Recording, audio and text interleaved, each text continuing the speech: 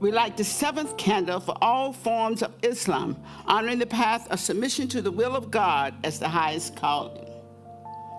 We light the eighth candle for the universalistic religion of Baha'i, honoring the path of unity and peace. We light the ninth candle for all forms of new thought, honoring the metaphysical path of mental healing through the practice of universal spiritual principles. We light the 10th candle for those who are as yet unaware of spirit in their lives and the space we are holding for them at the center. And as Reverend Nicole lights the healing candle, please put silently into the light the names of anyone you wish to experience the healing flame of God's eternal love. There is one flame that burns in our hearts. There is one light that shines through our love. We light this flame with faith. We light this flame with faith. We find this light within our own souls. There is one flame, one light within.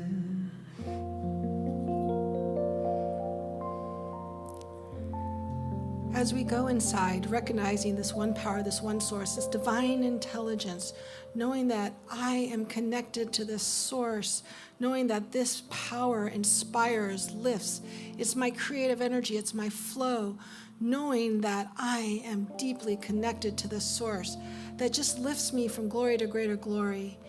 And I know that this service is perfect in the mind of God, knowing that our speaker, our powerful speaker, one of my teachers in ministerial school, just so inspires and lifts us. Our music is blessed, our AV runs perfectly, and we are here. We are here for this moment to celebrate our divine spirit. And I just say thank you for this opportunity, and I just release this to the law, knowing it is so. And together we say, and so it is.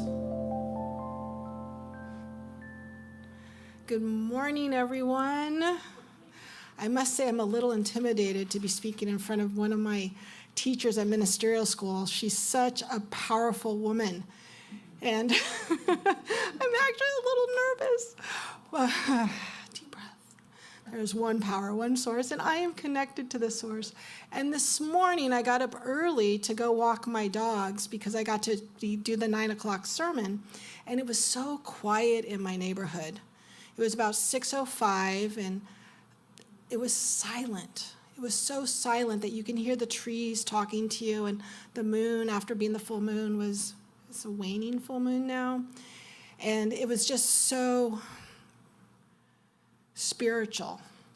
And as I was having a conversation with Reverend Nancy, and one of the most important things with our spirituality is connecting to this source, this power in nature, and developing our creativity. It doesn't matter how we develop our creativity. It can be from art. We have a beautiful painter in our congregation, Margot, who's done these amazing artworks.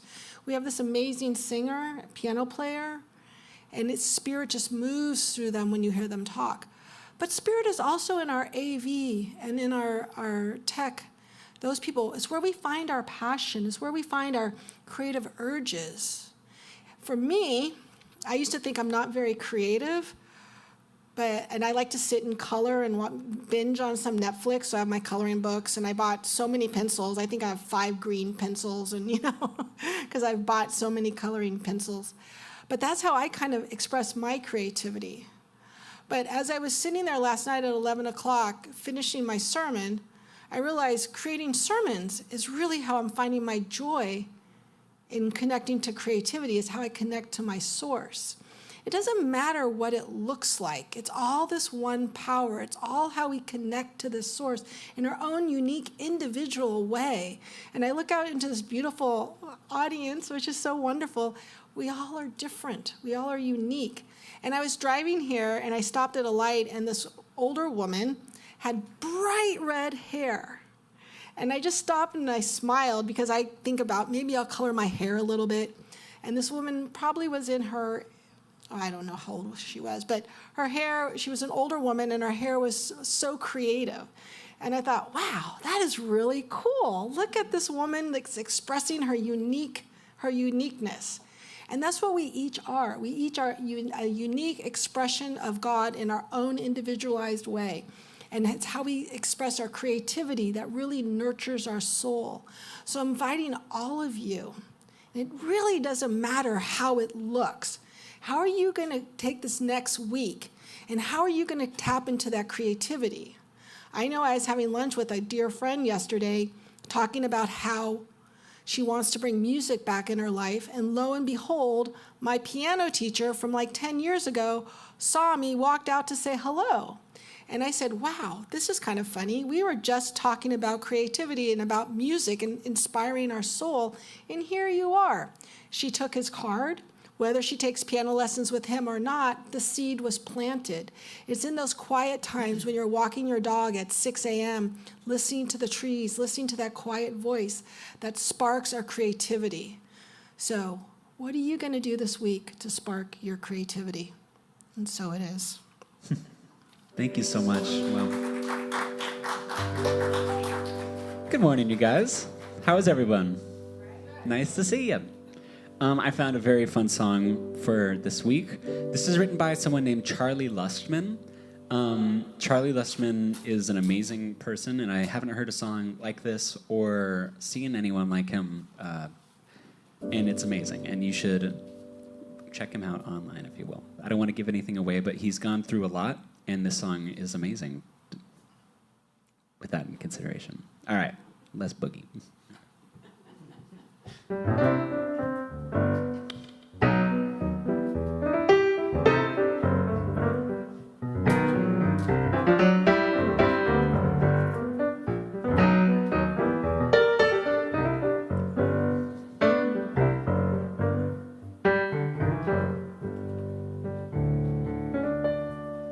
Do what you love what you do, love all you can, I'm waiting for you.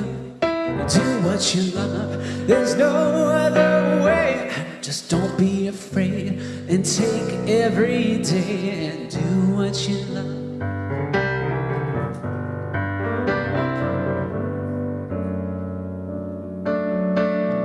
Life is such a big surprise. You never know what lies right up ahead. So make your plans, but don't forget to do what you love and love what you do. Love all you can, I'm waiting for you. Just do what you love, there's no other way. And don't be afraid, just take every day and do what you love.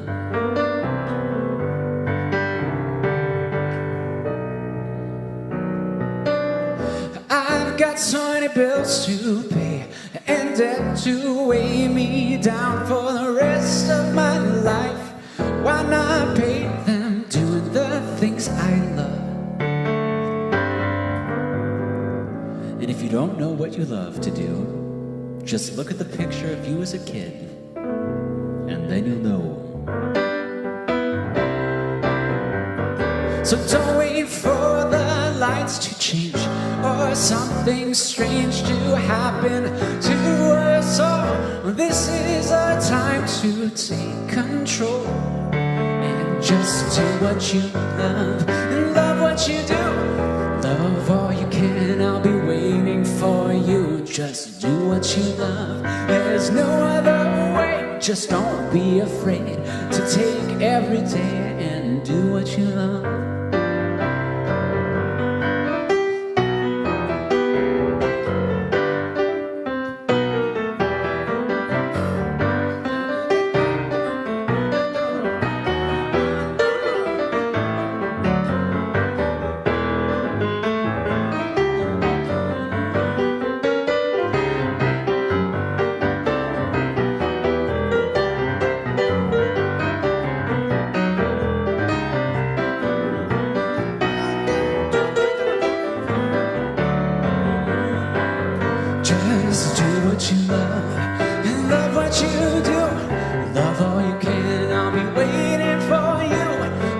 what you love, there's no other way. Don't be afraid and just take every day and do what you love. Love what you do.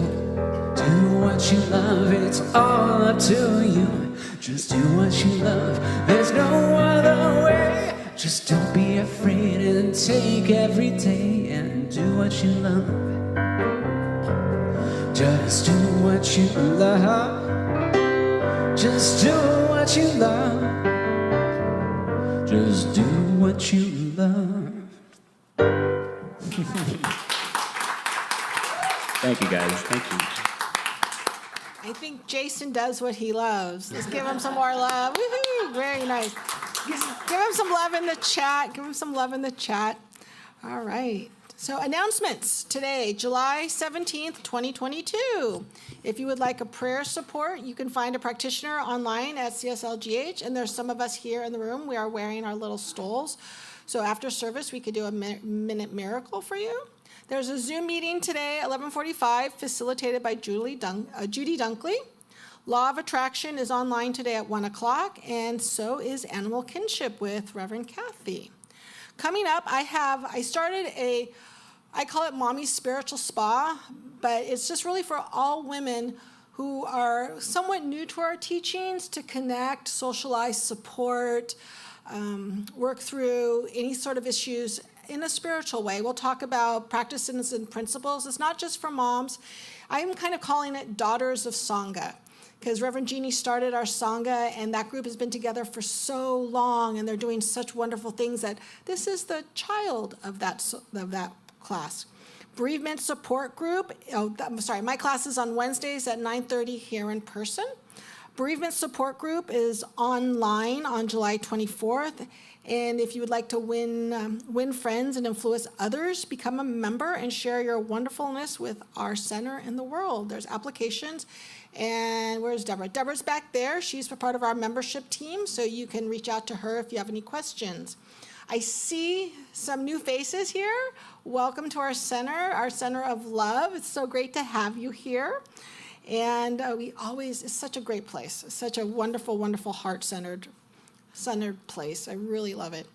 So I'm inviting you all to stand up, and we're going to do our declarations of principles.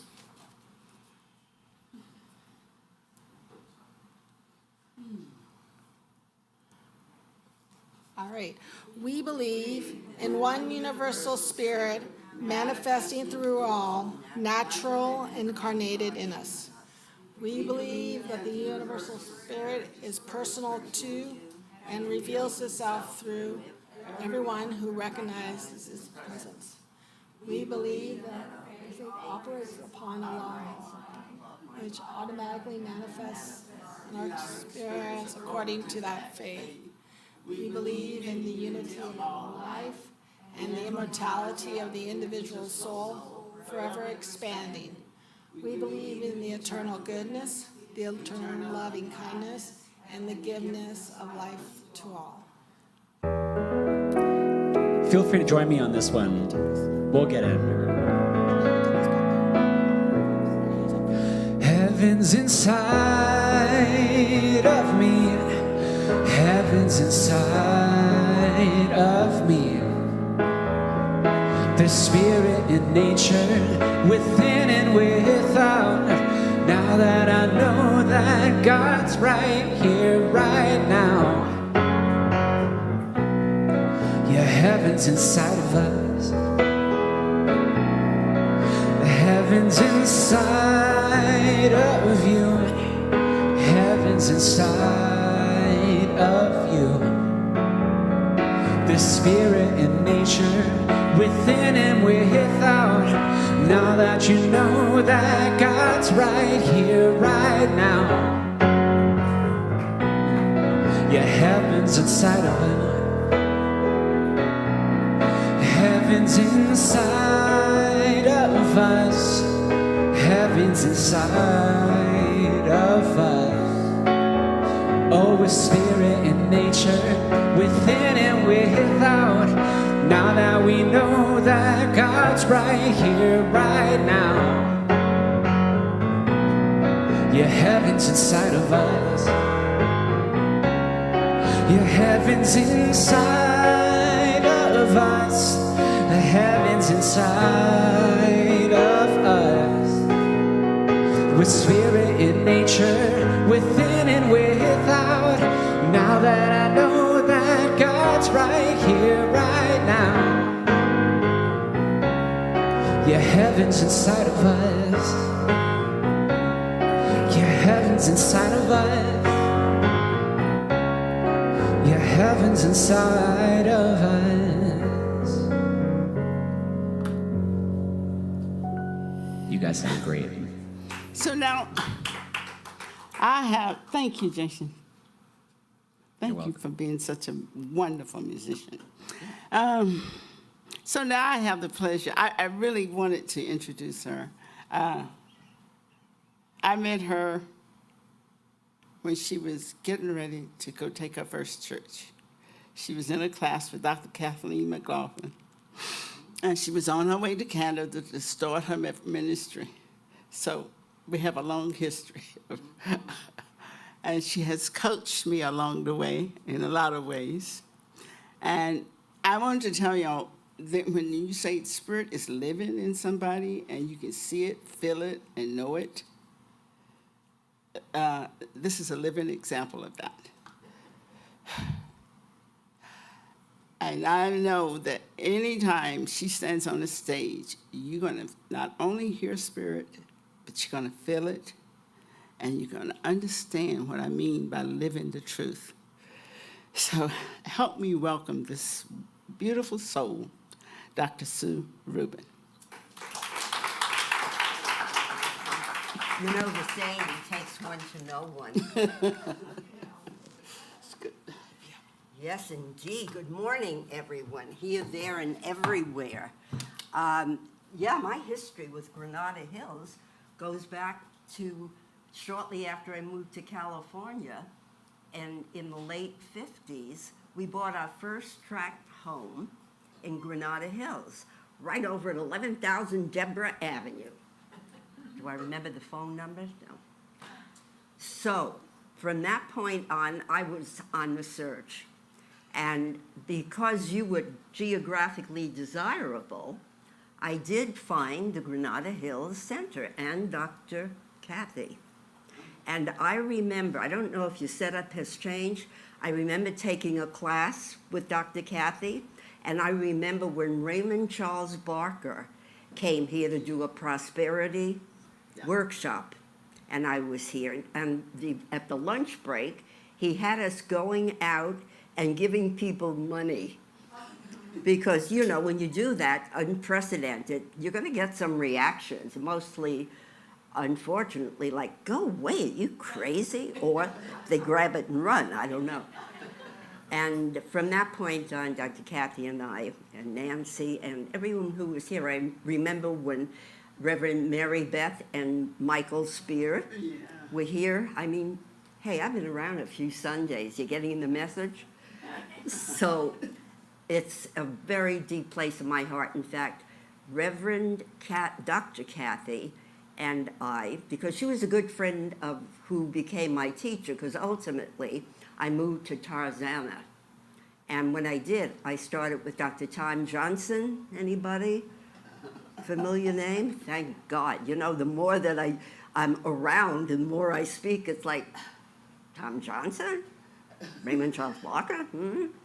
So Dr. Kathy and her daughter Cynthia and I went to Dr. Tom's memorial, because at that time he had retired and was living in Las Vegas, and we went. So my time with you, and when I came back, fast forward, by that time Dr. Maureen Hoyt was your minister, and when I left Canada after starting the ministry there and remained there for 10 years, when I came back it was early fall, and by December we were heading into Hanukkah, and Dr. Maureen and I knew each other and were friends, so she asked me to do my first gig after leaving Edmonton here. I did a Hanukkah service in December of 1996.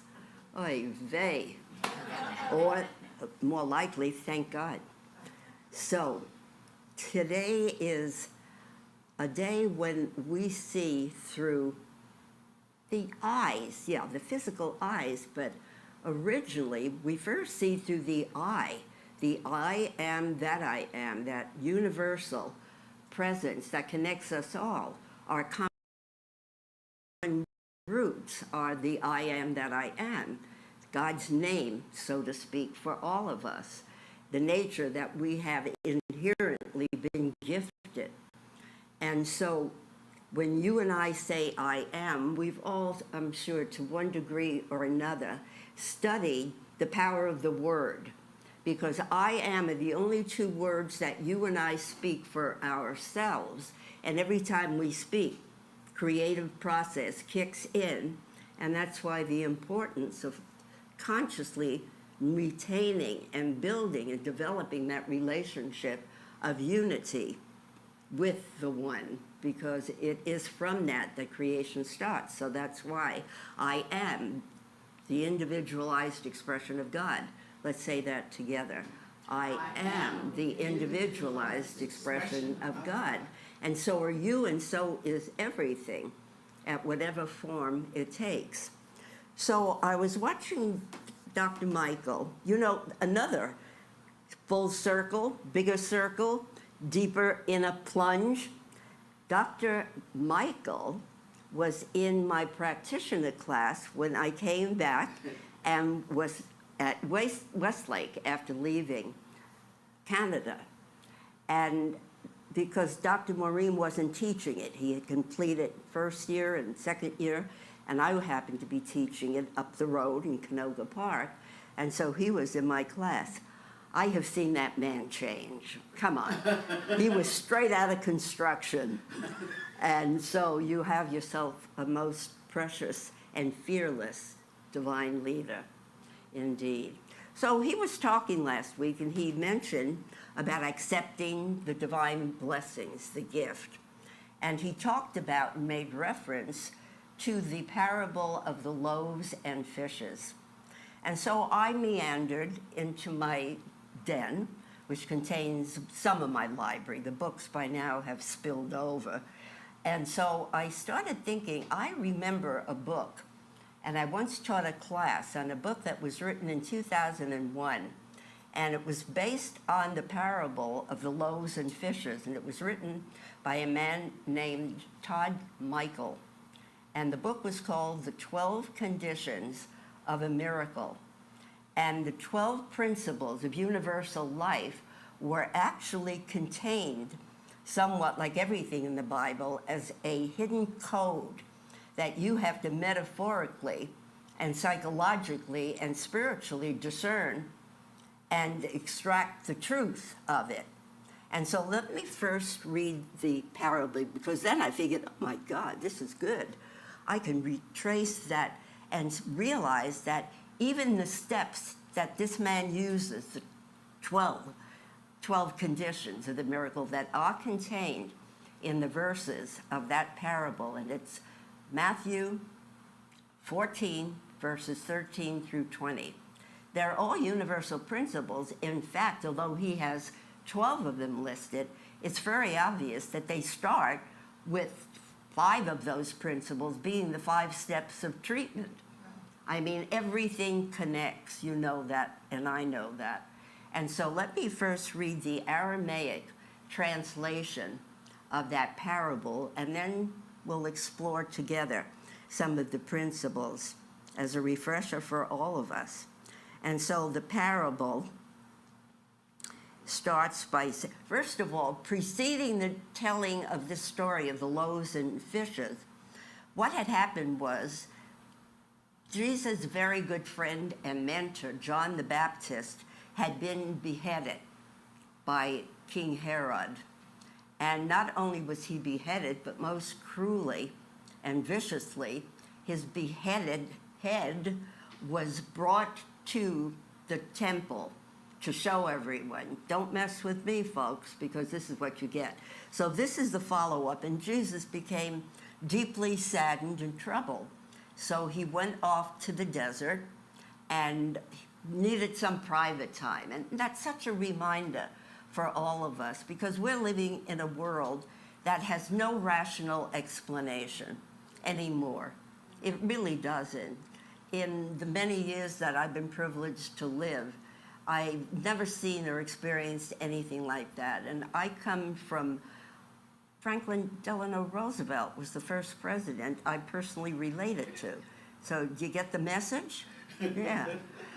So he had to go by himself, and that's our reminder constantly, every headline, every new piece of information or tragedy or violence or the progressive cruelty that's going on in Ukraine, all the mass shootings, all of this is simply the call for prayer. What is devastation, darkness, and all the misery of human suffering? What is it a call for? Prayer. Prayer. The conscious reminder that God and I are one. God is all there is, but we can't leave it there. And so here's the parable. It is from the Aramaic translation. And so then Jesus said, I'll catch up with you later, guys. I've got to be off of myself. And sometimes that's hard for all of us when we're with family or commiserating with friends, and people are describing their own unique brand of suffering and pain while talking about the suffering and pain of everyone. It's hard sometimes to get back, and even in those silent motion, my favorite thing to do is to say, excuse me, go to the restroom, sit down on that seat, take that main seat, and remember that wherever I am, God is, and my conversations reflect my awareness of being one with the power for good, even though I can't see it. That statement that, again, Dr. Michael referenced last week, there's a power for good in the universe and I can use it.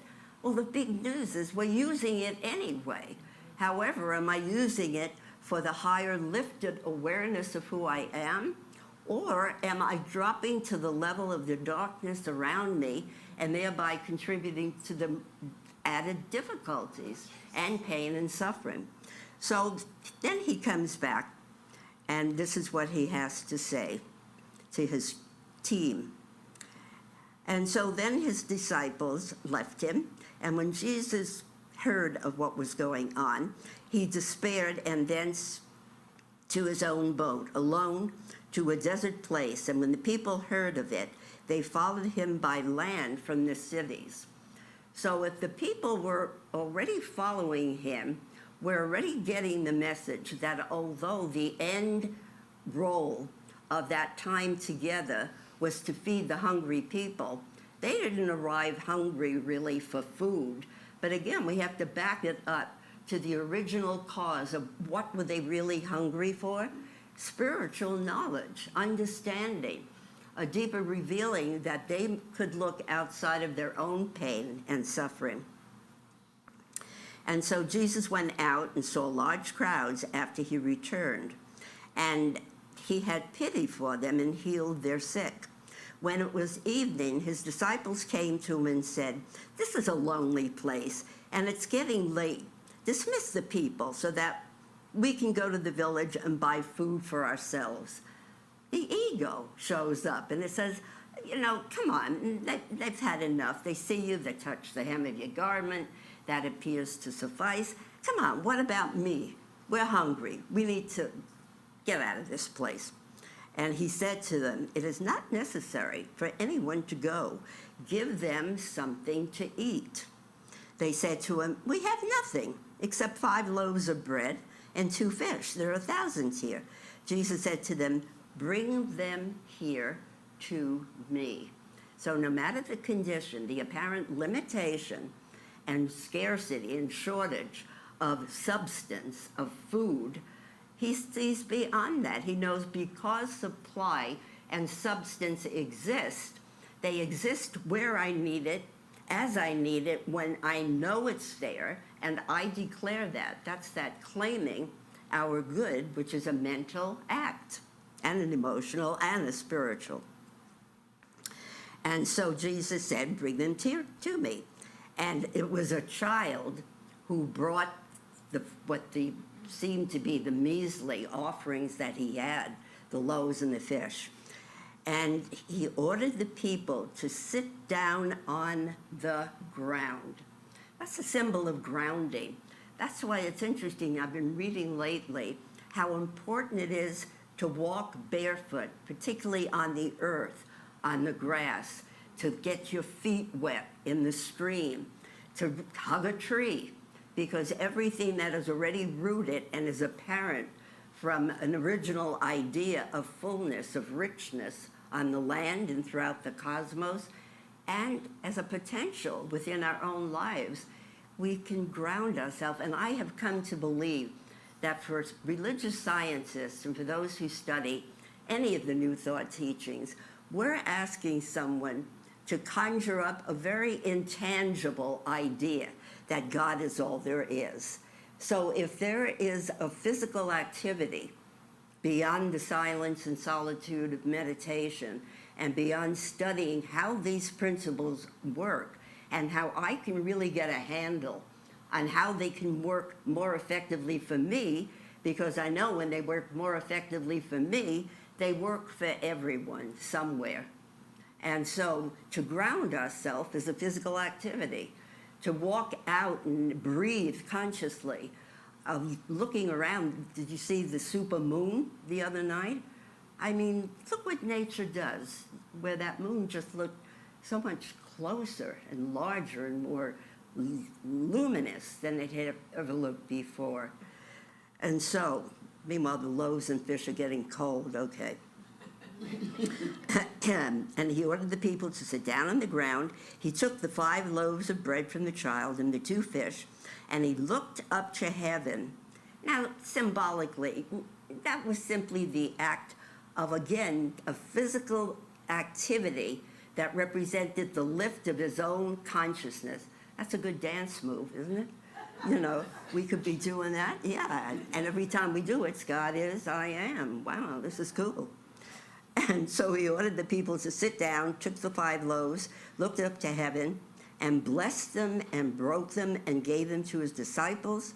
And the disciples placed them before the people. They ate, they were filled, they took up the fragments which were left over. 12 full baskets were left. So the principles that Todd Michael brought forth from that passage, he called that the Alpha passage because it contained, again, so many universal principles that had relevancy to our lives, personally and collectively. And so the first one he comes up with is emptiness.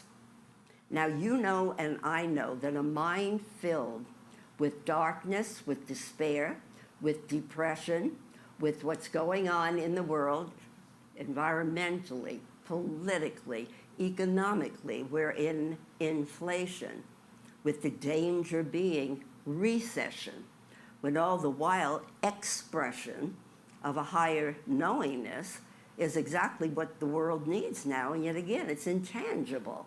It's not that we're sitting before a guru. That's what the Eastern traditions offer. Beside the sacredness of their rituals, they do offer a disciple who simply has the awareness of knowing oneness with God. No exception, no conditions, no negotiation. It's just the way it is. It's said, in fact, that Jesus didn't know more than anyone else. He had the same access to the same infinite wisdom and knowledge that we have, but that's all he knew. He was not about to let anything else interfere with his complete, inseparable, indivisible unity with God. So how do we empty? Those famous, how do you get to Carnegie Hall? Practices, practices, practices. Meditation, mindfulness, silence, solitude, affirmative prayer, spiritual mind treatment, which I still feel is the most underutilized gift that Science of Mind offers. And you know, Holmes essentially, he didn't put that together. That came as an aftermath of how to more pragmatically reach people where they are, give them, everybody loves, here's the formula. Who hasn't attended a class that said the 7 keys to success, or the 12 principles of successful living, or the 3 ways to contact God? We're there. You know, I could have studied for 10, 20, 30 years, but still tell me someone's boiled it down, and I'll be there. So the first thing is emptiness. Let me take time in meditation, even if it's those minimal 3 seconds, 1 minute, 2 minutes, of separating myself from where the conversation appeals too overwhelming, too much in focus, too much obsessive, repeating the same thing we see. How often do we see the news? Every moment, it would seem, of every day, of every hour. And so emptiness, first step, because when I'm empty, then I can say, so what is the one power, the one presence, the one principle that I recognize above all others? No other gods before me, just the one. And that is the first step in treatment, recognition. God is. What is God? God is love. God is wholeness. God is harmony. God is peace. God is intelligence. God is energy. God is life. God is beauty. God is truth. The second step that he came up with, alignment. Follow that preparation of an empty mind, open and receptive to something new, with the knowingness that that which I speak of, I am. That which I know and am aware of knowing very clearly, I am. That's the benefit of really simply remaining in constant contact with the divine. That's why my favorite 4 words are not only God is, but I am. And I did that the other day, and I realized when I'm doing that, that's the sign of the cross, and I'm Jewish, for God's sakes, essentially. But that is that vertical line on the cross that establishes our unity with something that exceeds the very ceilings above us or the sky above us, and it goes further and more deeply into the very ground, beyond the bowels of the earth, as the saying goes. So if I know God is, what do I do with it? I go horizontal and I express it. And sometimes maybe I'm expressing it, God is, I am, or maybe it's God ain't, I is, or maybe God is, I ain't. Take your pick, but it's that constant reminder of simply finding your own way of deepening that constant repetition of God is, I am. So you got a new thing when you're out there and people think you're just very large in your gestures of life and enthusiasm. Oh yeah, didn't we have a lovely time? That's like a kickoff, really. Could you imagine if we all found each other literally, that thing kicked off that has to take off for it to become a collective idea, and we're all walking around in the streets instead of saying, hi, how are you? It's like, yeah, how are you?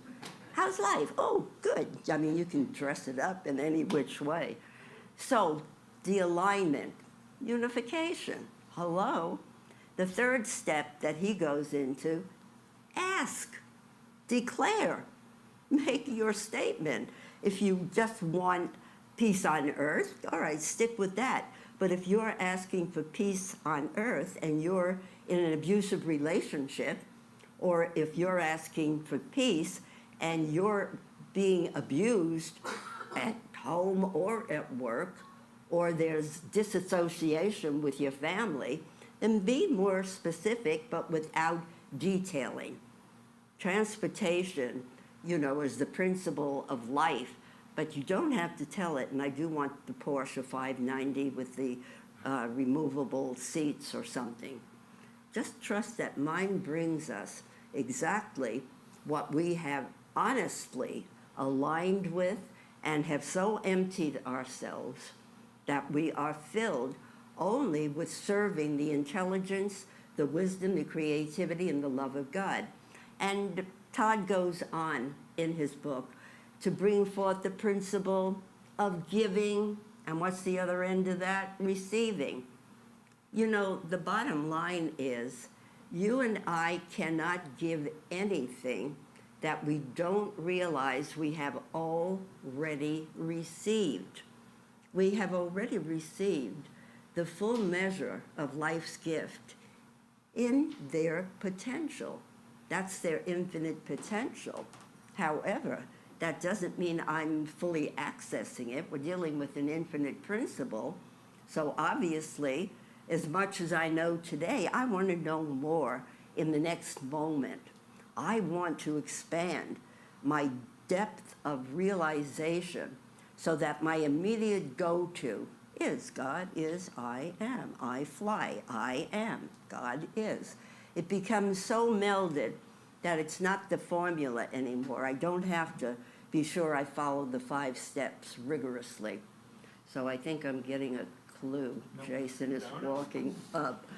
And so he also goes on to say, maximize. So you think you got it together. Oh, I'm set. I got the steps of treatment. They parallel so many principles of prosperity, of the generosity that I must, once I know what I already have in this treasure trove, I must share it. I must give it. I cannot harbor it in a secret place.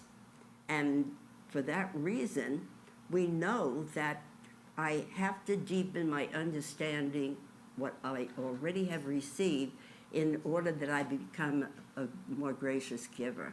And that relates to supporting worthy causes, your own spiritual community, which is purely and simply dedicated to the principle of there is a power for greatest good that we already have within us. Let us be more aware of it, tap into it, and then graciously and generously, based on what we know we have, let us give, and the coffers will be filled. We'll be the ones spontaneously going out and offering people the money that Dr. Barker suggested so many years ago. And so wherever we look, it's no mystery, really. The power, the presence, the richness and fullness, the peace that we all want is available. We're the ones that have to mature spiritually in order to develop it to such a point that it has no place to go but out. So let me do a tie-in treatment for this. And so I speak in the I am, those words that identify Spirit, God uniquely as me and as all. I open my mind and heart to a deeper realization of the true value and imperative that opens me to being more diligent in my spiritual practices of silence, solitude, meditation, affirming life, spiritual mind treatment, gaining a greater and deeper realization of how life works and how I am always working it, and how most effectively to discover how to have it work for me by working through me generously, fully, completely. And so I honor the divine self that God is, I am. And it is from this awareness that I then extend myself out into life, knowing there is something for me to do every moment of every day. I am called from deep within to be of service to humanity, to see something that I feel can be so much better, and to follow that observation with asking, and what is it that is mine to do in relationship to what I see? So although life is inherently perfect, whole, and complete, as I am, when things momentarily go awry, then I come back to that wholeness, and everything that has withstood its manifestation is removed, and my body is restored to full vigor and wholeness and harmony. My relationships are based on kindness, compassion, and the all-knowing mind of God shows me how to not only be wise with all of the knowledge that I release from within, but to be generous and humble in being devoted to knowing I of myself do nothing. It is always recognition of the source doing it for me by doing it through me. That is the knower, the beer, the doer, and the one who reaps the manifestation is God fulfilling its own idea as me. And so I give thanks for studying and deepening and really releasing all the wisdom, all the love, all the generosity of spirit that is already within me. The ways in which I do that, I now accept the guidance and the direction and the maximizing, the absolute maximizing of that which already exists within me, letting it burst forward into its fuller expression. And so I know this is an already done deal in the divine. Infinite mind has already answered every question, resolved every problem, and brought forth complete restoration, renewal, revitalization, all goodness, all peace on earth, goodwill toward all. And for this awareness and sticking with it, I know that the power that has brought myself and all this far does in truth take us all the distance. And for this and so much more than words can express, I give thanks as together we all declare, and so it is.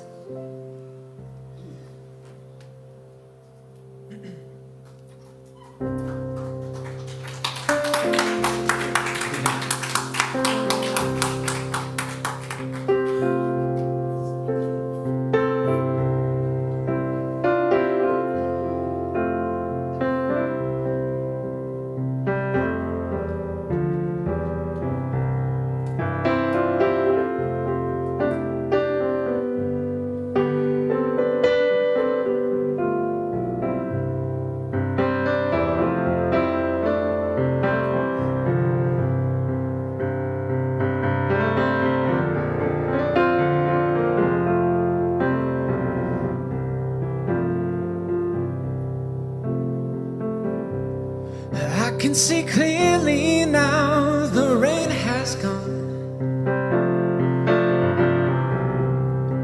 I can see all obstacles in my way. Gone are the dark clouds that had me blind. It's gonna be a bright, bright, sunshiny day. It's gonna be a bright, bright and sunshiny day. I think I can make it now, the pain has gone. All of the bad feelings have disappeared. Here is a rainbow I've been praying for. And it's gonna be a bright, bright, sunshiny day. It's gonna be a bright, bright, sunshiny day. Look all around, there's nothing but blue skies. Look straight ahead, nothing but blue skies.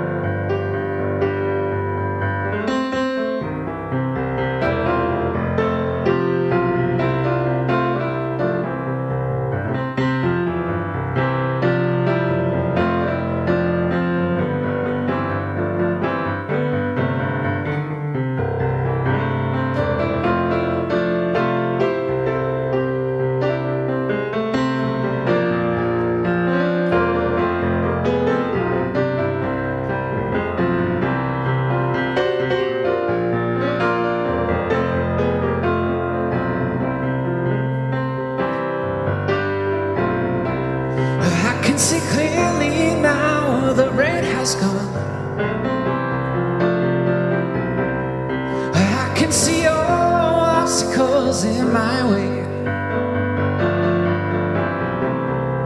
God of the dark clouds that had me blind. It's gonna be a bright, bright, sunshiny day. It's gonna be a bright, bright, sunshiny day. It's gonna be a bright, it's gonna be a bright, sunshiny day. And it's gonna be a bright, bright, sunshiny day. Thank you, guys.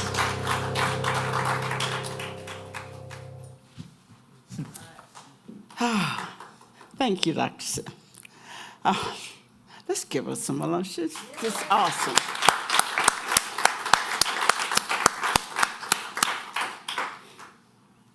You are awesome. I was just thinking, okay, I can remember Truman a little bit and Eisenhower, but you go back to Roosevelt? Okay, that's a little far from me. So I want to thank you all for joining us, and thank you, Jason.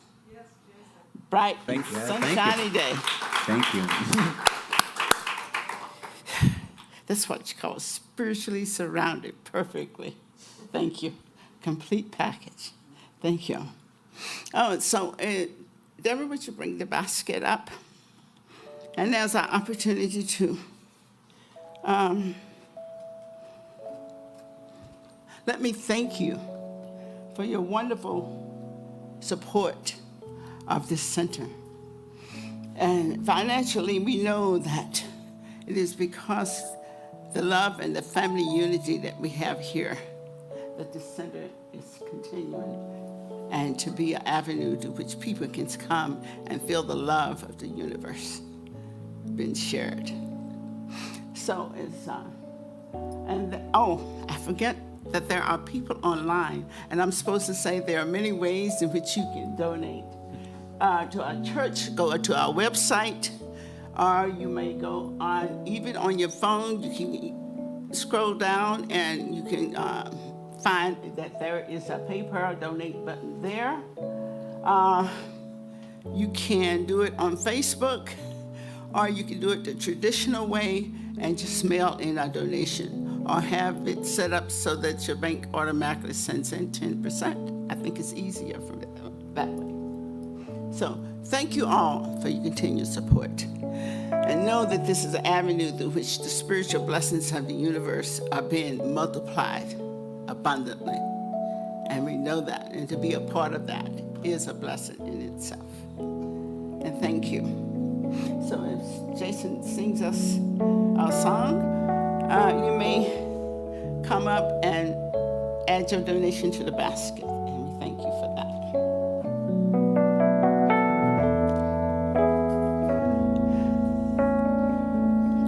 Spirit gives through me, Spirit receives through me, Spirit lives and breathes through me, Spirit lives and breathes through me, Spirit gives through you, Spirit receives through you, Spirit lives and breathes through you, Spirit lives and breathes through you,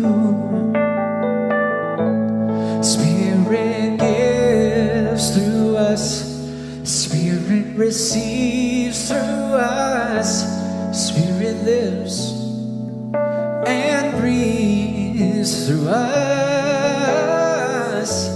Spirit lives and breathes through us.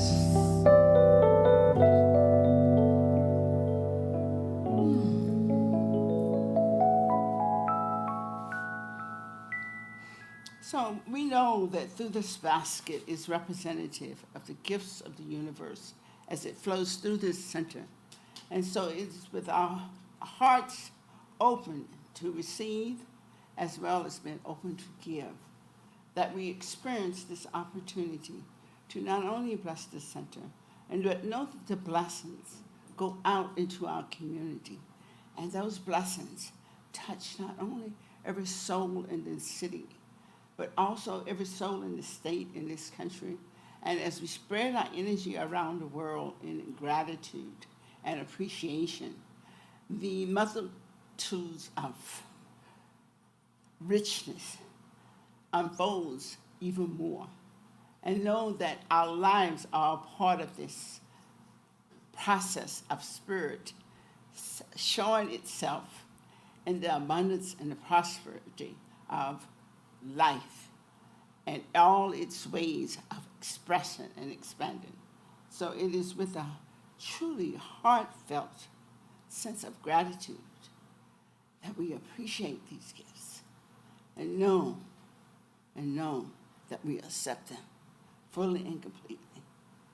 And together we acknowledge this by saying, so it is. And thank you. Thank you all for coming. Thank you all for sharing this. And Reverend Nicole is going to come up and bless us out.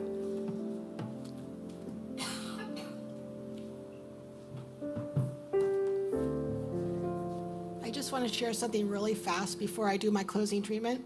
When I was in ministerial school about 4 or 5 years ago, Dr. Sue was teaching our class, and there was about 6 of us in the class between the ages of 40 to 50, and we're sitting there like exhausted and tired. And when she was talking to us, I started doing math because she said like she was a teenager around World War II, and I was like doing math, and I'm like, this woman is almost twice her age, and she's running circles around us. And everyone in the class was like, oh, maybe it was a food coma, or I don't know. But I just really remember that, and just knowing that her words are so powerful.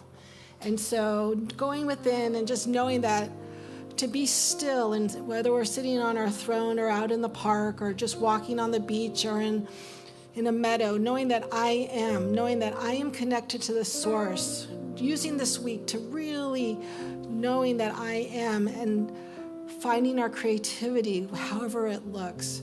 This was such a blessed service. I'm so thankful for our musicians, our speaker, and Reverend Nancy as our MC of the day. I just say thank you for this. I know that I come back next week, healthy, whole, perfect, happy, joyful, ready to hear more. And so I just release my word to the law that always says, yes, you are loved, and so it is. Please join me in singing the peace song here. This is where we stand up and we get in a circle and sing together. Here we go.